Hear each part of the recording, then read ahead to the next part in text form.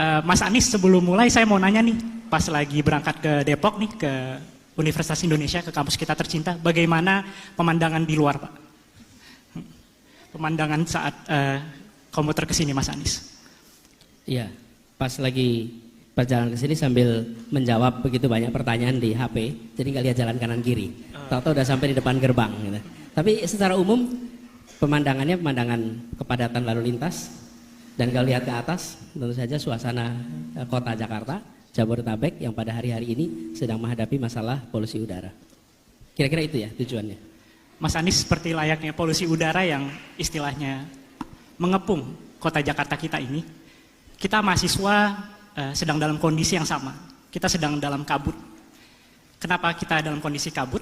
Salah satu aspek dari mahasiswa yang mereka paling khawatirkan adalah seputar karir.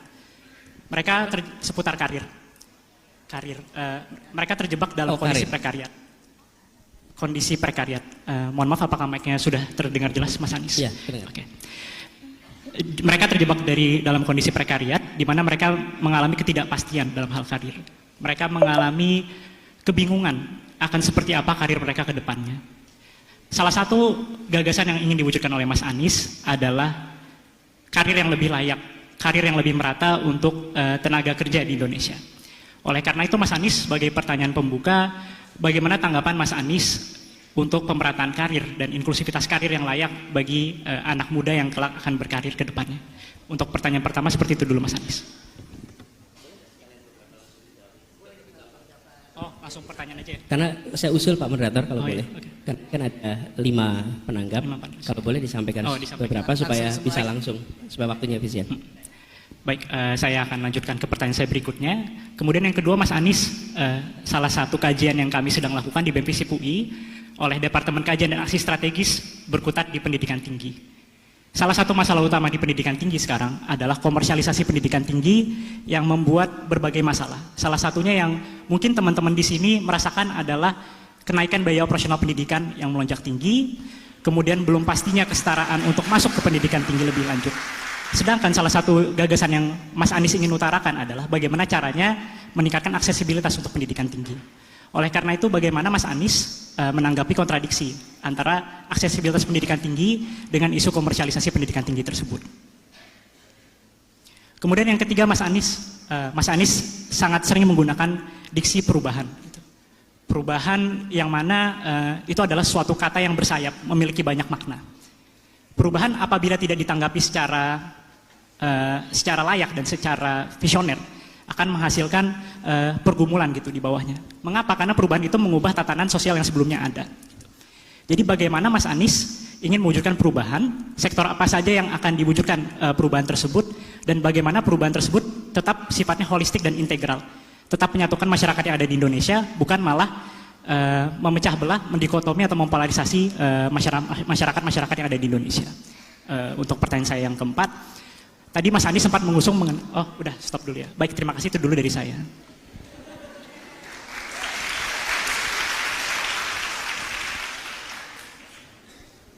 Ya, makasih.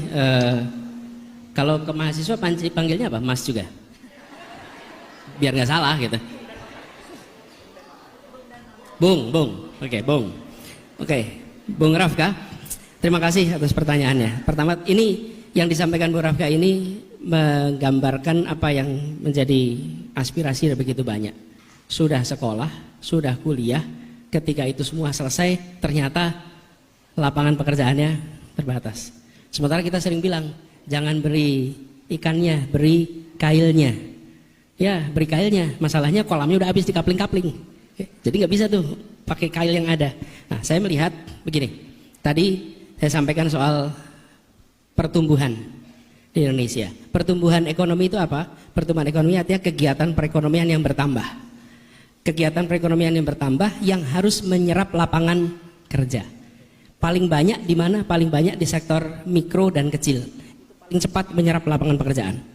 Jadi, ketika saat ini konsentrasi perekonomian itu hanya mayoritas ya 50% lebih di Pulau Jawa, itu artinya penyediaan lapangan pekerjaan juga berada di Pulau Jawa. Sementara yang pada kuliah ada di mana-mana. Ujungnya dari mulai SMA banyak yang sudah pindah ke Jawa.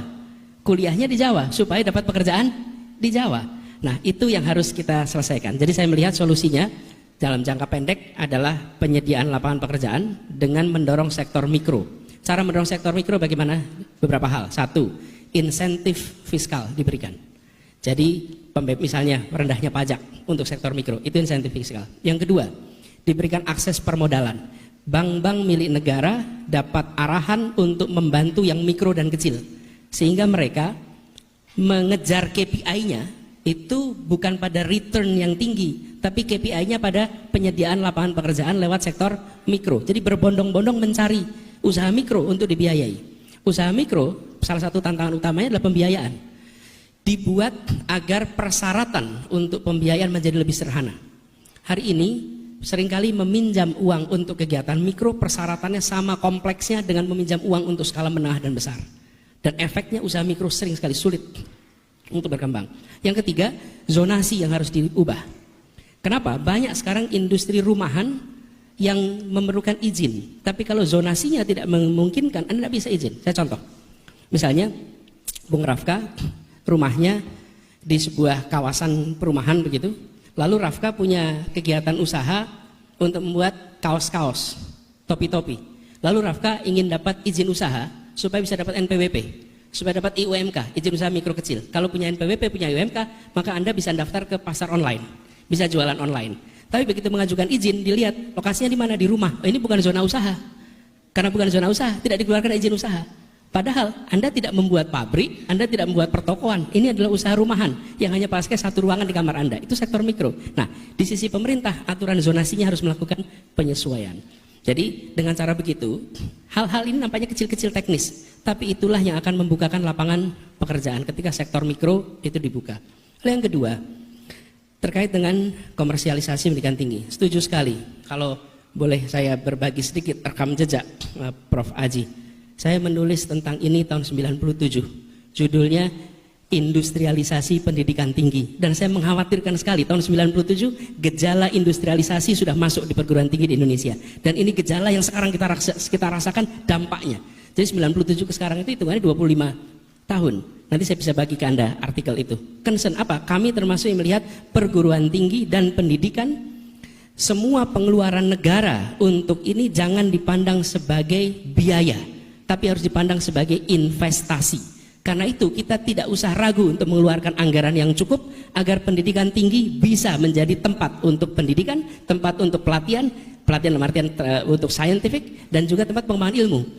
Tidak dibebani tugas untuk mengelola mencari dana untuk kegiatannya. Negara yang harus hadir. Jadi kami melihat biaya kuliah yang sekarang tinggi harus diubah menjadi biaya kuliah yang murah, yang terjangkau oleh seluruh keluarga yang ada di Indonesia. Jadi UKT ya sekarang istilahnya, UKT.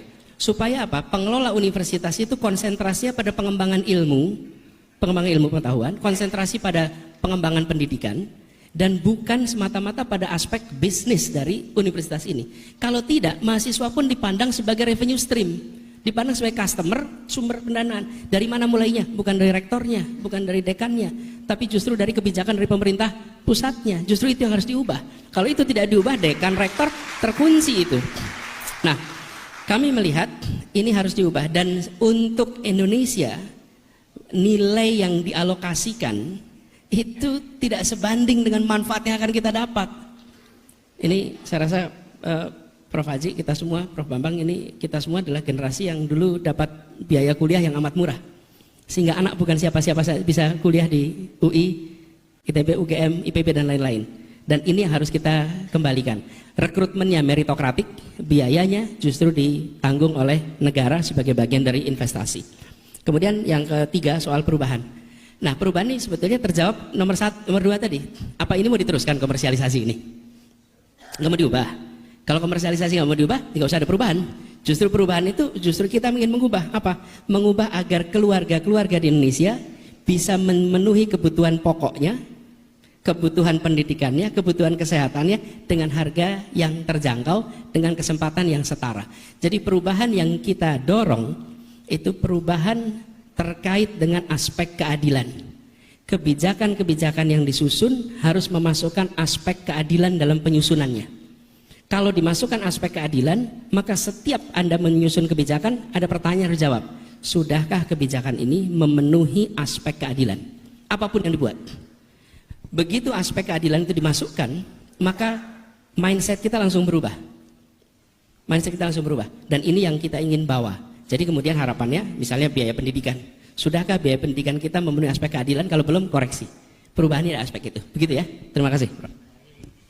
Baik, terima kasih Pak Anies. Jadi ini pertanyaan pembuka yang sudah sangat masuk kepada materi-materi kuliah tadi ya, dan ada pengayaan. Baik, saya persilakan pada panelis kedua, Prof. Valina Singka, untuk berikan pertanyaan, komentar, silakan. Terima kasih kepada Pak Dekan. Assalamualaikum warahmatullahi wabarakatuh. Selamat pagi, salam sehat untuk kita semua. Tadi saya sudah mendengarkan paparan dari Pak Anies sebagai bakal calon presiden, ya Pak Anies ya. Dan tadi mengemukakan mengenai pandangan Pak Anies, ya gagasan, pemikiran mengenai bagaimana membangun Indonesia yang lebih baik ke depannya. Saya kira tadi itu menarik mengenai soal bagaimana membangun mindset yang baru tadi itu.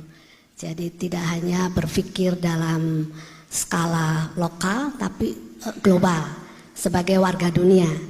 Tapi pada pihak lain tadi dikatakan oleh Pak Anies bahwa kita menghadapi satu tantangan yang hebat ya terkait dengan kualitas sumber daya manusia kita yang masih sangat jauh dari harapan.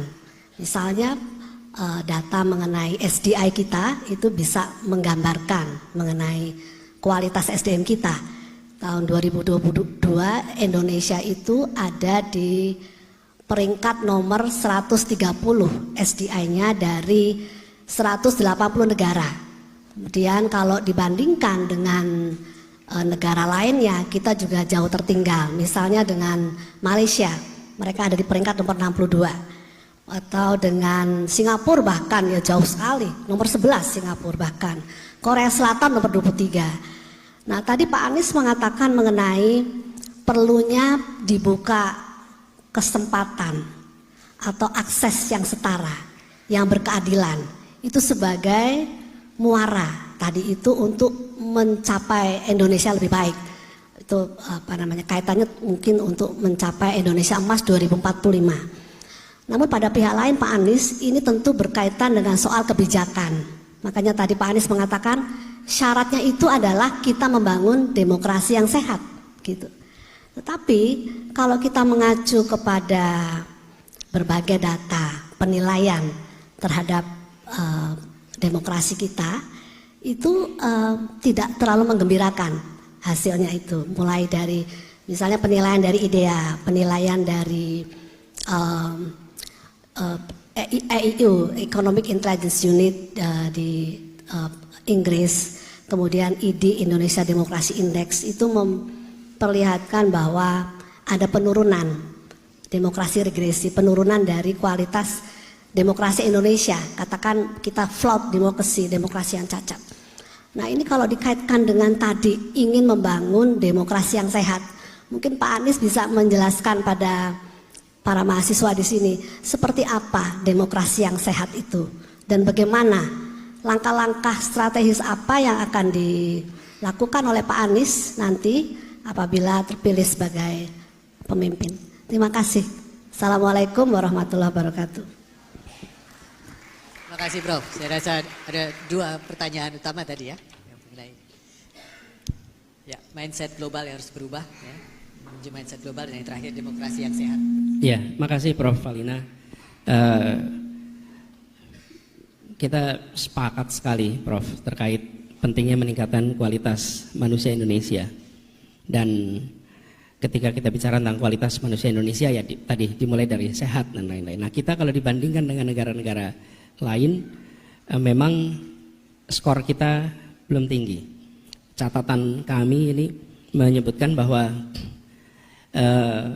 skor kita di Human Development Index itu 72,91 ini tahun 22.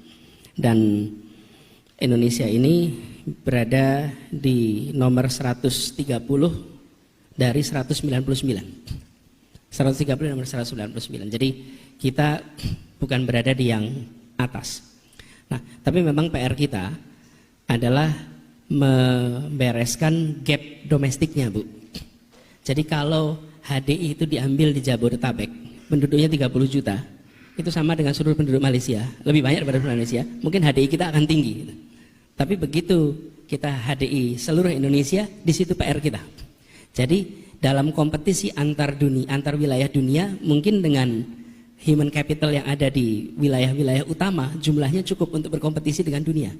Tapi problem kita itu adalah gap antara yang di wilayah maju seperti Jabodetabek dengan di daerah-daerah. Nah, itulah yang kemudian menyebabkan skor kita juga menjadi rendah. Karena overall dari 270 sekian orang.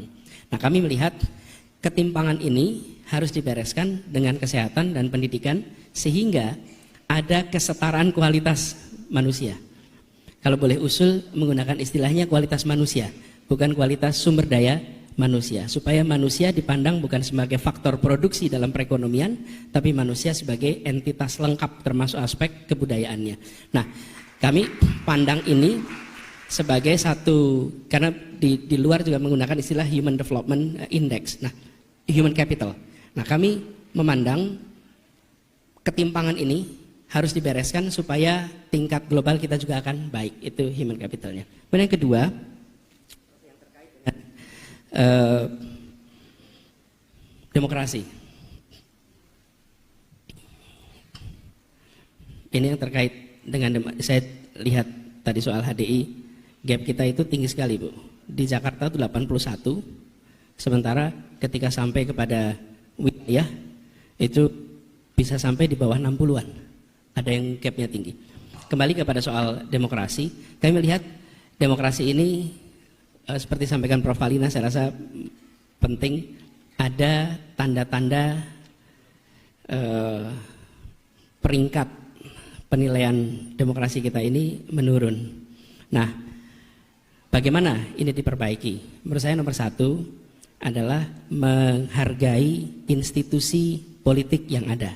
Institusi ini harus dihormati, dihargai, dan jangan diperkuat, justru diperlemah institusi politik.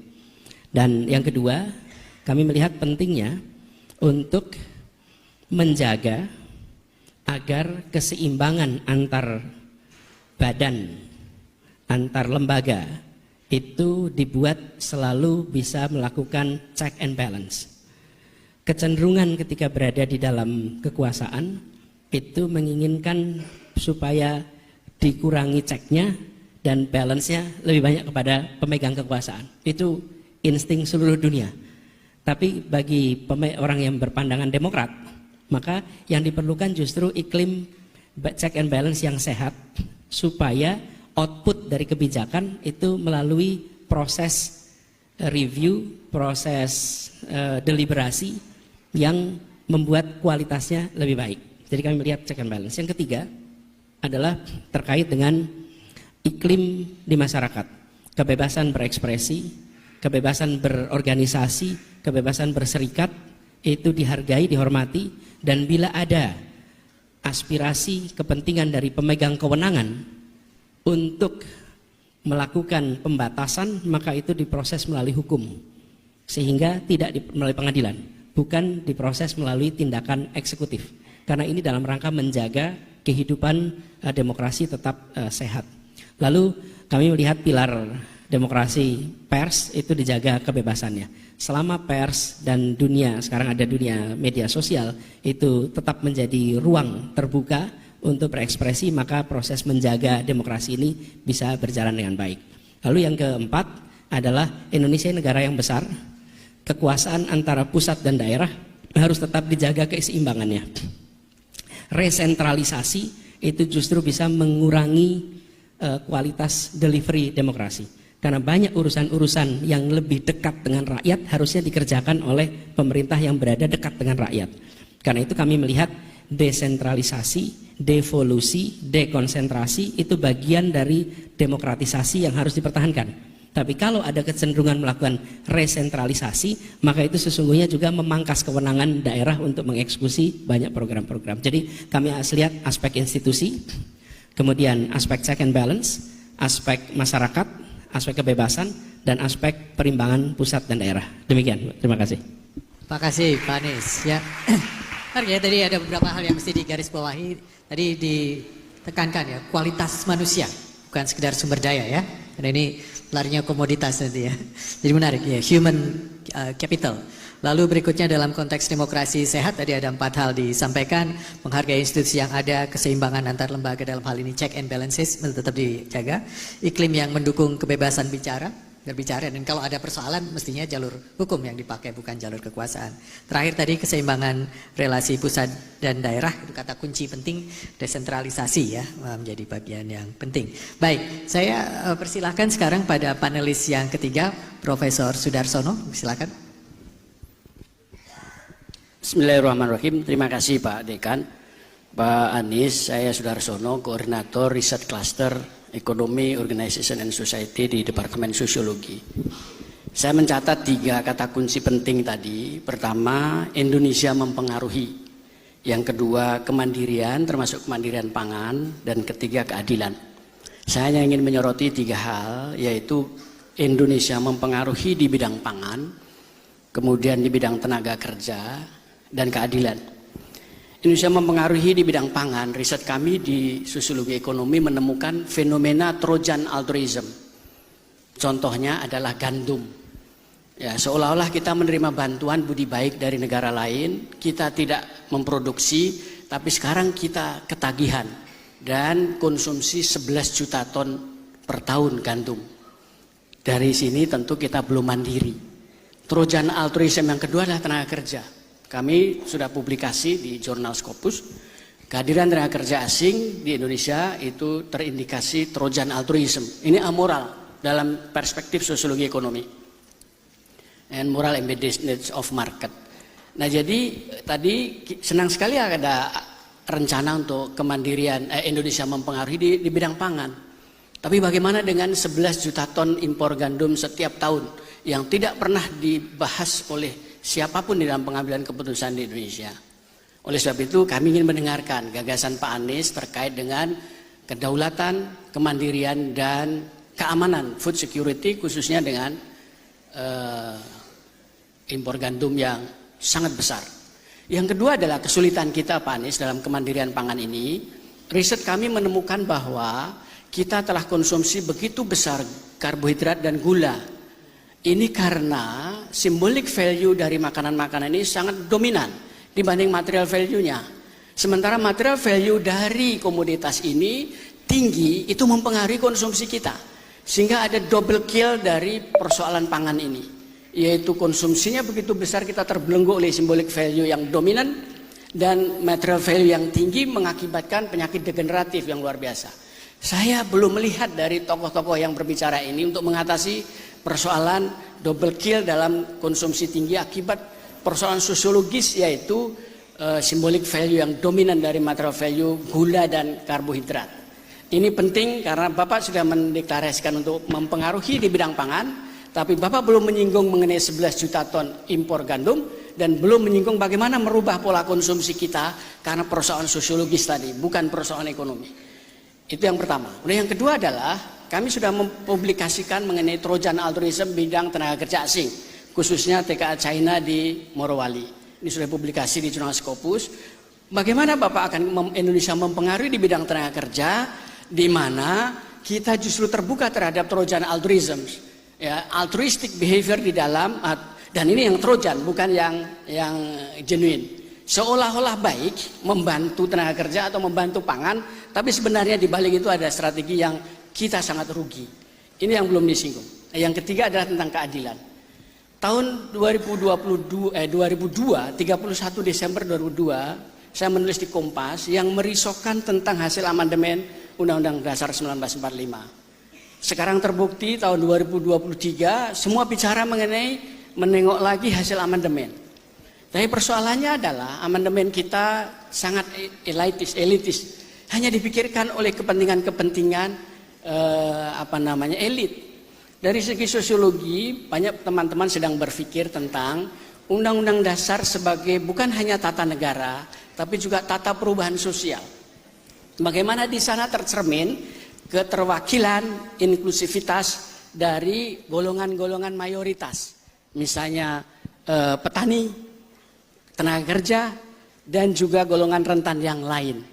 Banyak negara di dalam konstitusinya sudah ada affirmative action mengenai golongan-golongan mayoritas, seperti di India, juga di Filipina.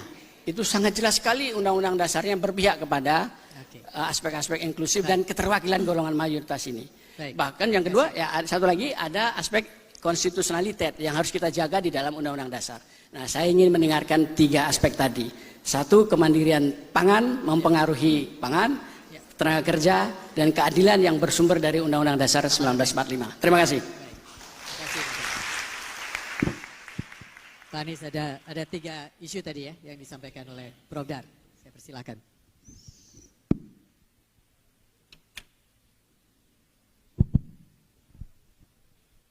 Ya, terima kasih Prof. Sudarsono, Matulun, Prof. Ya, menarik ini Pak terkait Trojan altruism, ini wacana oleh James Beckett ya, pertama kali memulai gagasan ini. Saya rasa itu sebuah pendekatan yang menarik dalam kita membaca fenomena yang sekarang ini sedang terjadi. Nah, pertama tadi terkait dengan pangan.